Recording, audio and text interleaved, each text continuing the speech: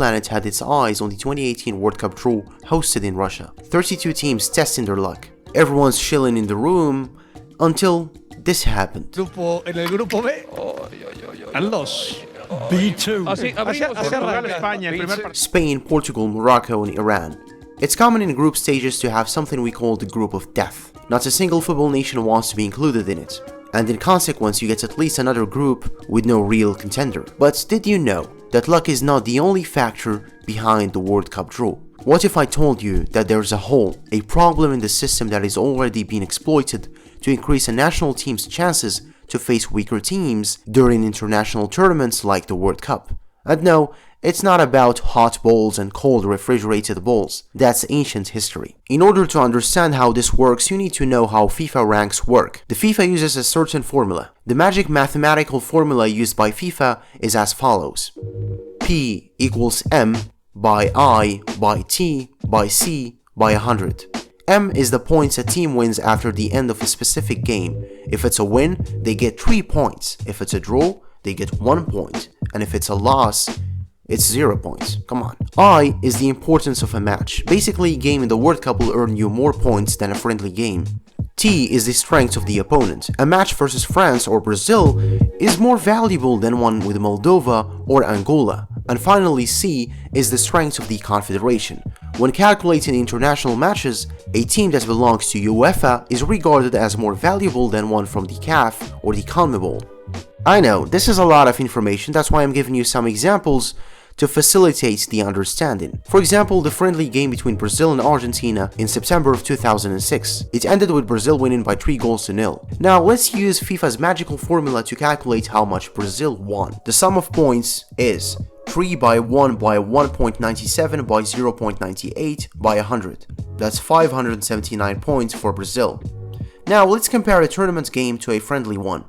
It's September 3rd of 2017. Spain wins by 3-0 versus Italy in the European World Cup qualifications. Using the formula, Spain got 1,374 points. 6 months later, Spain faces off with Argentina in March 27th of 2018. The Spaniards stumped their opponents with 6-1.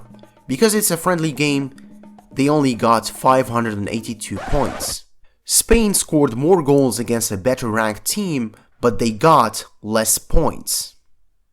FIFA ranks nations based on the matches that were played in the last 12 months. So if a team plays 10 games, they take the sum of the points earned and they divide it by the number of games, whether it's a friendly or unofficial match.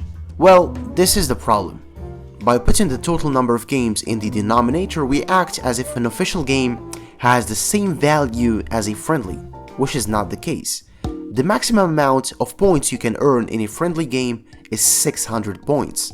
It's 1500 points in a qualification match, and it's 2400 points in the World Cup, 4 times more than a friendly. This might seem normal, but I'll go a step further and make an easy peasy analogy just for you, just so that you understand how bad this is.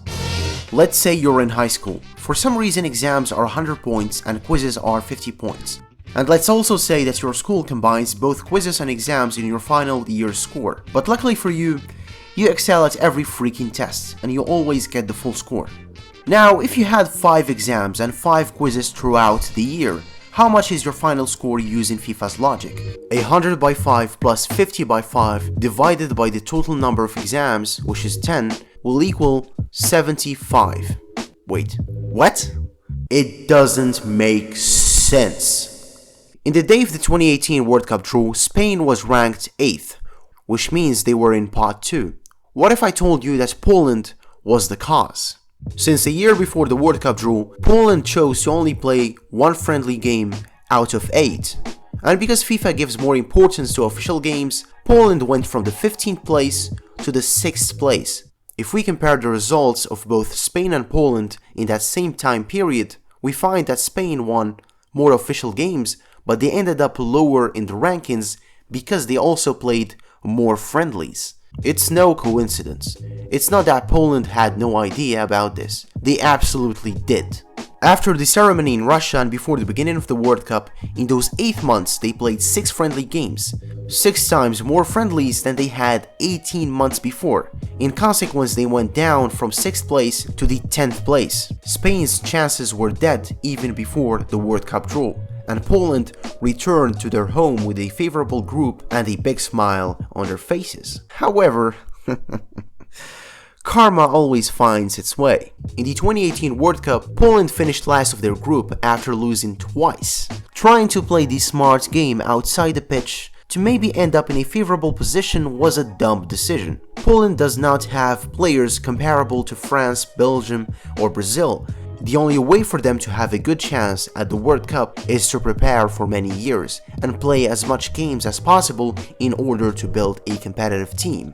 Poland might do it again for the next World Cup, or maybe another nation will try to replicate it. That's why many football enthusiasts believe that the current FIFA system needs to be changed to something more just. Several systems have been suggested. For example, the ELO ratings. It takes goal differentials and home field advantage into account, and instead of just accumulating points, the winner of a game takes points from the loser. Example, if Germany wins against France, they snatch points from them. The current FIFA system needs change. With today's system, a World Cup host will always dramatically go down in rankings after having too many friendlies. Brazil, South Africa, Germany, and even Russia have all experienced this issue. A team will get more points by winning against the 28th ranked Slovakia than winning against 23rd ranked Senegal. I know, it is dumb, it is weird, and FIFA